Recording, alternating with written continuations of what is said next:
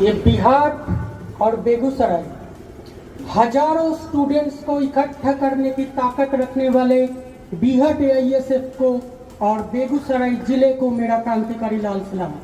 Comrades, ये जो सम्मेलन जिस टाइम में हो रहा था तो शुरू में रैली हुआ, फिर अभी पब्लिक मीटिंग चल रहा है और पिछले 2-3 साल से लगातार बेगूसराय जिले के अंदर हर एक जगह पे जिस तरह से AISF ने लड़ा है, आप लोग ने ये साबित कर दिया है और हम लोगों को आपने ये यकीन दिला दिया है कि बीच बीच में इक्के दुक्के का आना जाना लगा रहेगा।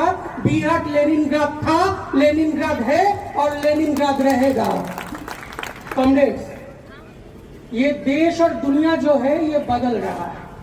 ये 2020 से जब से ये कोरोना आया है और उसके बाद हमारे देश में पूरे दुनिया के साथ साथ लॉकडाउन लगा था, तब से अगर आप देखेंगे 2021 देखेंगे, 2022 देखेंगे तो पूरे दुनिया बदल रहा है। लैटिन अमेरिका में आप देख लीजिए, कोविड के बाद से जितने देश में इलेक्शन हुआ है, चाहे वो पेरू हो, चाहे वो बोलिविया हो, चाहे वो वेनेजुएला हो, चाहे वो कोलंबिया हो या चाहे आपका ब्राजील हो, जहां जहां इलेक्शन हुआ है वहां वहां लाल झंडा जीता है। और जो लैटिन अमेरिका महादेश अमेरिका के सबसे क्लोज में आता है, उस लैटिन अमेरिका को आज के दिन में लातिन लाल अमेरिका बोला जा रहा है, क्योंकि पूरा लैटिन अमेरिका लाल हो चुका है।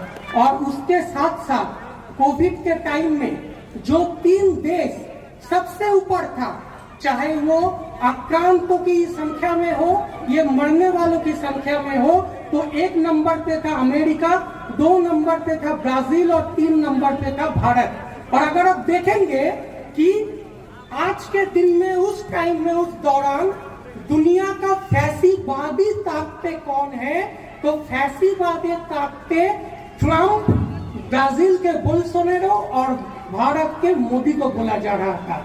तो ट्रंप, बोल्सोनारो और मोदी जो 2020 के दौरान पूरे दुनिया के फैसीवादी ताकत के रूप में सामने आ रहे थे, 2020 के दिसंबर में जैसे ही अमेरिका का इलेक्शन हुआ, ट्रंप हार गया। ठीक 2 साल बाद 2022 में जब ब्राजील का इलेक्शन हुआ, बोल्सोनारो भी साफ हो गया। और ठीक 2 साल बाद 2024 में जब भारत का इलेक्शन होगा, मोदी भी साफ होगा। ये हम यकीन के साथ आपको कह सकते हैं। क्यों हुआ ये? क्यों बदल रहा है देश?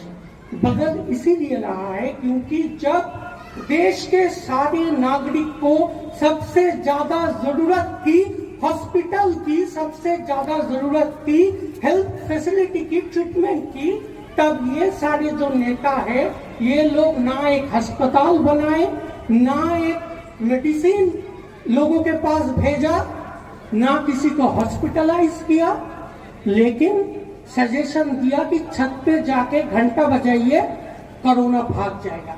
तो ये जो टेम्परामेंट था, इसके खिलाफ लोगों ने अपना राय देना शुरू किया है। AISF ने क्या किया? जहां जहां AISF का संगठन है, जहां जहां AIYF का संगठन है, पूरे देश में AISF रिलीफ किचन चलाया, AISF कम्युनिटी किचन चलाया, AISF फ्री में सब्जी बाजार चलाया। AISF के जो कॉमरेड्स है वो बाइक में ऑक्सीजन सिलेंडर भर भर के कोरोना पेशेंट्स के घर में ऑक्सीजन सिलेंडर पहुंचाया और कोरोना पेशेंट्स को हॉस्पिटलाइज किया।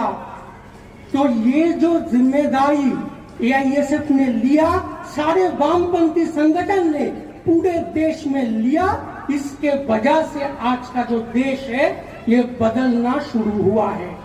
आज पूरे देश में, पूरे बिहार में सिचुएशन ऐसा हो गया है कि जिसके पास लाखों रुपए है सिर्फ वही डॉक्टर बन सकता, जिसके पास लाखों रुपए है सिर्फ वही डॉक्टर बन सकता। आपके माँ बाप का जितना भी सपना हो, आपको इंजीनियर बनाने का, आपको डॉक्टर बनाने का, आपको लॉयर बनाने का, वो आपको नहीं बना पाएंगे अगर उनके पॉकेट में लाखों रुपए ना हो।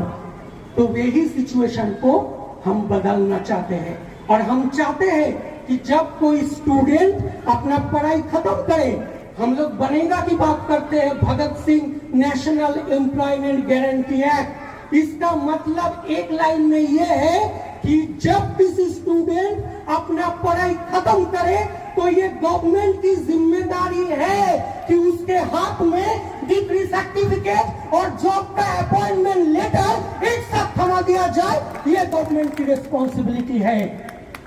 आप लोग देखे हैं, जो मैं शुरू में बोल रहा था कि जब हॉस्पिटल बनाने की जरूरत था, जब कॉलेज बनाने की जरूरत था, तब मोदी जी ने 3000 करोड़ रुपए खर्चा करके वल्लभ भाई पटेल का एक मूर्ति बनाया। 3000 करोड़ रुपए से एक मूर्ति बनाया। एक अच्छा खासा गवर्नमेंट हॉस्पिटल 10 करोड़ रुपए में बनाया जा सकता है। तो जो 3000 करोड़ रुपए से एक मूर्ति बनाया, 3000 करोड़ रुपए से 300 अस्पताल देश में बनाया जा सकता था। तो अगर देश में 300 अस्पताल बनता तो एक एक प्रदेश में 12 से 15 गवर्नमेंट हॉस्पिटल बनाया जा सकता था। ये सब बोलता है, ये वामपंथियों बोलता है कि इंसान को जिंदा रहने के लिए जिस चीज की जरूरत ज्यादा है उसको प्रायोरिटी देना चाहिए। और अगर मोदी जी बोलेंगे कि ये 3000 करोड़ रुपए देके हमने सरदार वल्लभ भाई पटेल को श्रद्धांजलि दिया, तो हम ये बोलना चाहेंगे कि अगर 300 हॉस्पिटल बना के वो 300 हॉस्पिटल वल्लभ भाई पटेल के नाम पे समर्पित करते थे तो उनके सही मायने पे और श्रद्धा देना होता।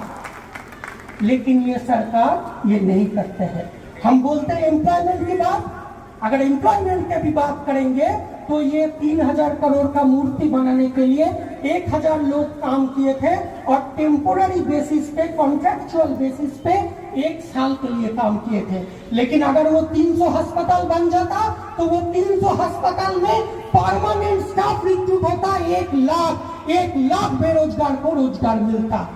ये देखने की नजरिया में फर्क होता है। तो ये सब जो लड़ता है वो सबके पेट में भात हो, सबके सर के ऊपर छत हो, सर्दी के टाइम में सबको पहनने के लिए गर्म कपड़ा हो, सबको शिक्षा मिले, शिक्षा के बाद योग्यता के आधार पे नौकरी मिले और सबको ट्रीटमेंट मिले, स्वास्थ्य परिसेवा मिले। ये लड़ाई, ये बुनियादी मांगों की लड़ाई ये सिर्फ लड़ता है। आज आप देख लीजिए, आपका सम्मेलन आज से शुरू होगा। एआईएसएफ आज के दिन में जो एक स्टूडेंट का मिला हुआ सबसे बड़ा जो जनतांत्रिक अधिकार है वो है स्टूडेंट यूनियन इलेक्शन की अधिकार। ये अधिकार एआईएसएफ छीन के लाया था 1940 में, 1940 में ब्रिटिश गवर्नमेंट से। 1938 में जब उसके पहले स्टूडेंट यूनियन इलेक्शन था ही नहीं, कोई भी कॉलेज में, कोई भी यूनिवर्सिटी में क्या डिसीजन होगा वो कॉलेज मैनेजमेंट एक तरफा लेता था। स्टूडेंट की बात को रखने के लिए स्टूडेंट रिप्रेजेंटेटिव कॉलेज यूनिवर्सिटी में नहीं होता था।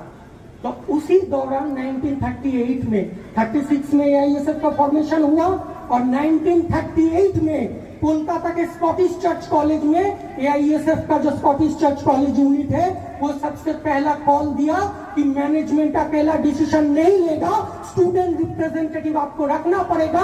फी स्ट्रक्चर क्या होगा, कॉमन रूम फैसिलिटी क्या होगा, स्टूडेंट टीचर रेशियो क्या होगा, ये स्टूडेंट रिप्रेजेंटेटिव अपना बात रखेगा। तो फिर कॉलेज मैनेजमेंट राजी नहीं हुआ तो एआईएसएफ अपने बल पे स्टूडेंट यूनियन इलेक्शन ऑर्गेनाइज किया और जीते हुए रिप्रेजेंटेटिव का नाम जमा करके बोला कि जो भी मैनेजमेंट का मीटिंग होगा उसमें आज से एआईएसएफ के जो जीते हुए रिप्रेजेंटेटिव है उनको रखना पड़ेगा।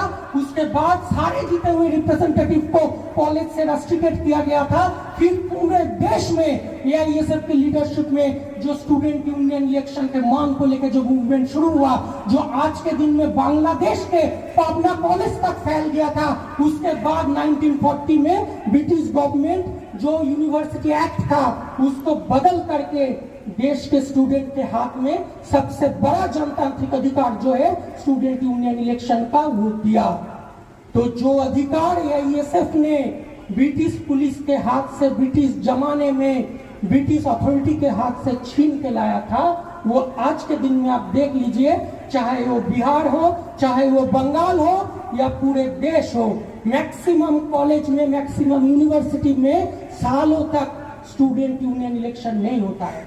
ये बेगूसराय में भी मैं पूछ रहा था, एक दो कॉलेज में यूनियन इलेक्शन हुआ है, बहुत सारे कॉलेज यूनिवर्सिटी में स्टूडेंट यूनियन इलेक्शन नहीं हुआ है, बहुत सारे कॉलेज में 2 साल होने को है स्टूडेंट यूनियन इलेक्शन नहीं किया गया है। तो एआईएसएफ का बेगूसराय डिस्ट्रिक्ट काउंसिल को ये लड़ाई, ये जिम्मेदारी उठाना पड़ेगा कि जहां पे भी कॉलेज है, जहां पे भी यूनिवर्सिटी है, वहां पे स्टूडेंट यूनियन इलेक्शन कराना पड़ेगा।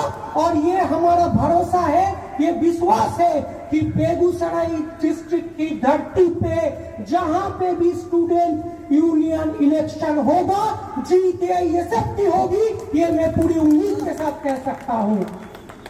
ये जब भी हम लोग अपना लड़ाई को शक्तिशाली करते हैं, तब ये बीजेपी और आरएसएस का पुराना खेल है कि धर्म के नाम पे देश को भाग करो, जात के नाम पे देश को भाग करो। ये लोग जात के नाम पे देश को भागेंगे, तोड़ेंगे और मुंह पे जय श्री राम का नारा लेंगे। हम ये बोलना चाहते हैं कि रामायण में लिखा हुआ है कि श्री राम ने दलित सबरी माता का झूठा फल खा के बोला था कि आज तक मेरा खाया हुआ सबसे मीठा फल है दलित माता का दिया हुआ फल। और ये लोग दलित को रास्ते पे पीटता है, जात के नाम पे देश को तोड़ता है और मुंह पे राम का नाम लेता है। तो ये जो इतिहास है, ये सबको बोलने की जरूरत है और बोलने का काम जो है ये एआईएसएफ को ही करना पड़ेगा। ये लोग जो बीजेपी आरएसएस के लोग हैं, ये ना तो गीता पढ़ता है ना तो कुरान पढ़ता है। अगर गीता पढ़ा होता तो इनको मालूम होता, गीता में लिखा हुआ है समोहम सर्वभूतेषु न मे दस्यस्ति न प्रिया। अगर ये लोग कुरान पढ़े होते तो उनको पता होता, कुरान में चैप्टर 17 आयत 70 में लिखा हुआ है वल्लकात करम नबानी आदमा व हमलनहुम फिल बड़ी। ये दोनों का मतलब एक है कि ये जो धरती है, ये जो दुनिया है, उसमें जो कुछ भी हमने दिया है उसमें सबका समान अधिकार है, किसी का थोड़ा कम या किसी का थोड़ा ज्यादा अधिकार नहीं है। और हम भी वही बात करते हैं कि ये दुनिया में जो भी है उसमें सबका बराबर का हक है, किसी को थोड़ा कम या किसी को थोड़ा ज्यादा हक नहीं है।